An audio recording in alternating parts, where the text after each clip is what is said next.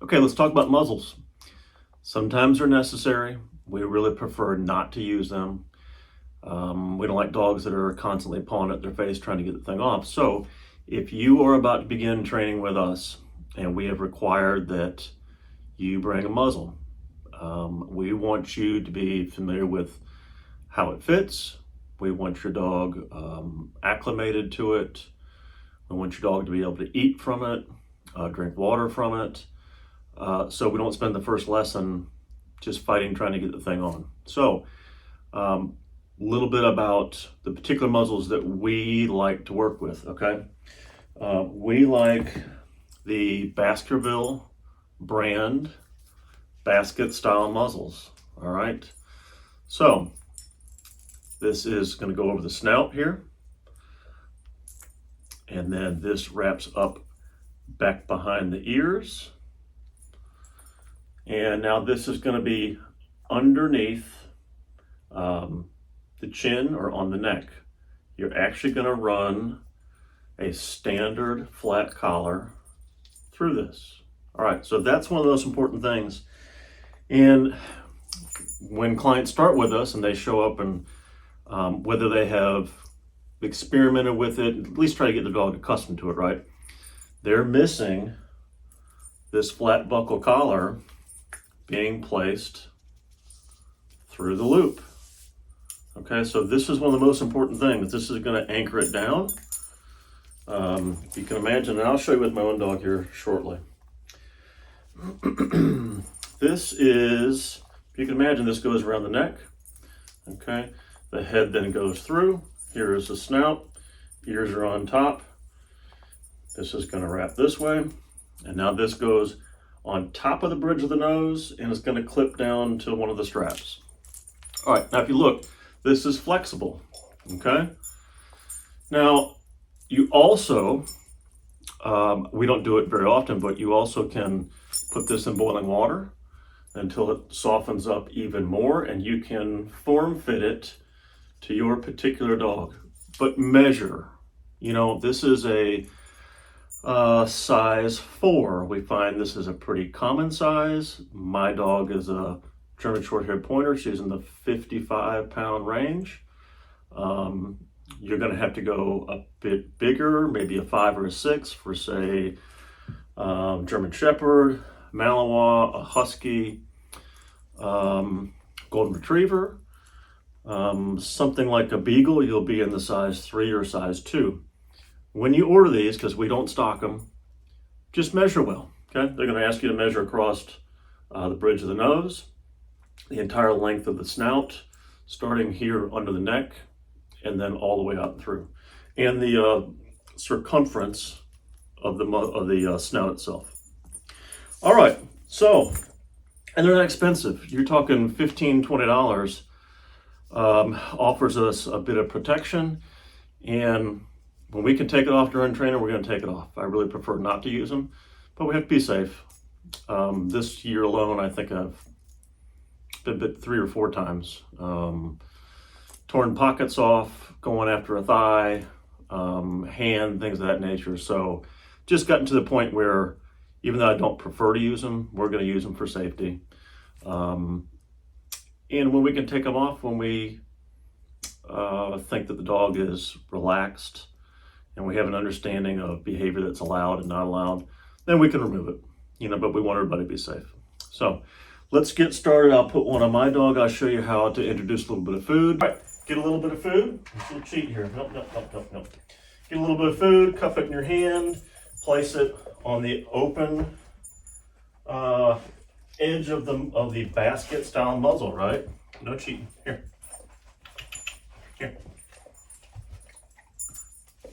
No cheating. There we go. All right. Her snout goes in. She got 1 or 2 pieces. And then she pulls it out. I reward her without being in the muzzle itself. She gets the idea how the game works here. Okay, again, hold the muzzle open side up, place it in the palm of your hand. Now the open basket allows her to stick her snout in and eat. Here we are.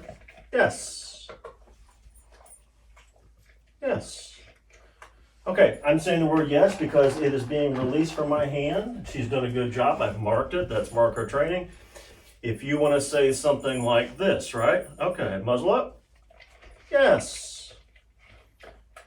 Okay, you're naming the fact that she sticks her snout in the muzzle. And then on the word yes, she's eating. Okay, and again, muzzle up. Yes. Okay, now we begin to practice to put some of the straps around.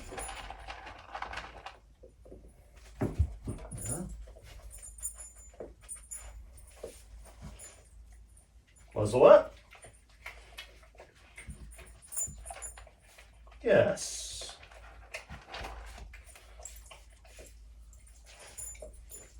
There we are. Muzzle up. Got one piece. Come on. Muzzle up. Yes. Okay, now we're going to get a little bit further into it. All right, this bottom loop, no cheating. No cheating. This bottom loop, go ahead and put your flat buckle collar through. This is 3/4 of an inch. I think it'll work up to an inch, inch and a half. 3/4 inch should be plenty. All right, if you can now place this onto her neck like this, you get it started, right? Don't make it too tight, but you got it started. Okay, grab a little food again. Muzzle up. Yes. That's good. That's good. Come on. Come on. That's good. All right. Now we've got that one done. We have this one done. It doesn't need to be too tight. This one comes over the top. This one can loop down. All right. Worry about the fit later. Good girl. Okay. Muzzle up. No cheating. No cheating. No cheating. Here you go. Muzzle up. Good girl.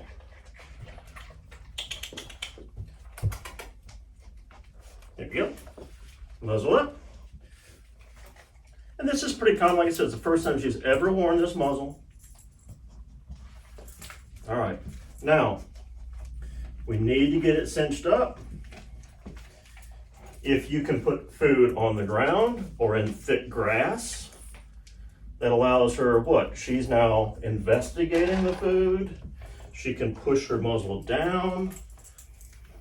And she can now get it through the basket. Here you go. That's a good girl. That's a good girl. Very good. All right, now we need to tighten this top strap up. Everything needs to be nice and snug. It's going to be a little bit difficult to do all that. You may have to take it off and start over. I know. All right. See, these are all the wiggles that we want to get out before we start training. Okay, so your dog meets us. It needs to have this on before you ever walk up for training. All right, now what we'll do is, we know about how tight it is. Here you go, here you go, here you go. This is what we don't want to happen in the middle of training. So, we're gonna walk it out a bit, okay? Let's see how this fits. Needs to be nice and snug. We're gonna snug up even more than that, all right? But to make this as conflict-free as possible, we already have a good lesson in here. That's a good girl. Yes. Okay, and just call it quits, you know? Do that a few times a day while you're waiting to get started with us for maybe a few weeks. And we'll be set, okay? The next move after this will be putting them on a leash, walking them around a little bit, having that controlled movement so that when we get started again, they're not fighting at the muzzle, all right? Work on that and we will see you soon for training.